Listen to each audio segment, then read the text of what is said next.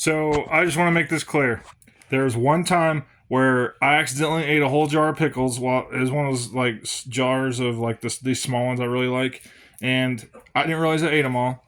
I look over at my wife and she says, "Hey, can I have some pickles?" And I was, "Oh my gosh, I'm so sorry. I ate all the pickles. I'll get some more." She pauses for a second and looks at me. It's when we first got married, and I had just bought a box of Gushers. She had her own snacks, but the Gushers were clearly mine. So she gets up and runs, and because all the only furniture we had at the time was like one couch and our bed or whatever, and we're living on base. So I started chasing her because she's really fast, and she's one of those people that throw stuff behind her when you chase her. So I'm jumping off the bed, and I'm doing one of those things where you put either arm like this on either side of you, you know, when you're jumping for her.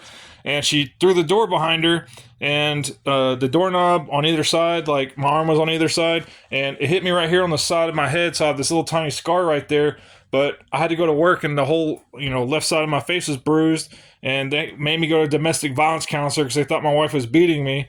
So now let's skip ahead a couple. And she said, first thing, by the way, I wake up after I jumped for it, and I just saw black. I've never been like that, just randomly knocked out before. And I wake up, and there's like this small like little puddle of blood on the ground because I'm getting up or whatever. I'm kind of groggy. First thing she says to me is, "That's your fault." No, I asked if you're okay, but you don't remember Okay, that. okay. Are you okay? That was your fault. That's how it went. Thank you, honey. So then later on, I'm wearing socks. And I'm running from her, and the bottom of the house is just like a square with like there's a hallway on the inside of the house, but on the outside of like where the bathroom is and downstairs and all that.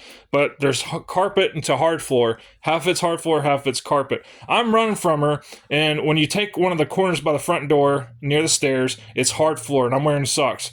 And my wife knows that I'm gonna take it, like compensate and start drifting until I reach the opening where I can start running forward again. And there's like I would say maybe a 6 foot between me and the wall when I'm stopping. Well, my wife is wearing shoes, if I'm not mistaken, and just keeps running and shoves me on my hip. So I fly sideways where both my arms go like this on either side, go out like I'm dodging something, and my hip goes through the wall. We have to call the on-base construction person to come and do some drywall, and they're like, this is too high up to be your wife's, like, this fits your hip exactly, like, it's obvious this is your hip.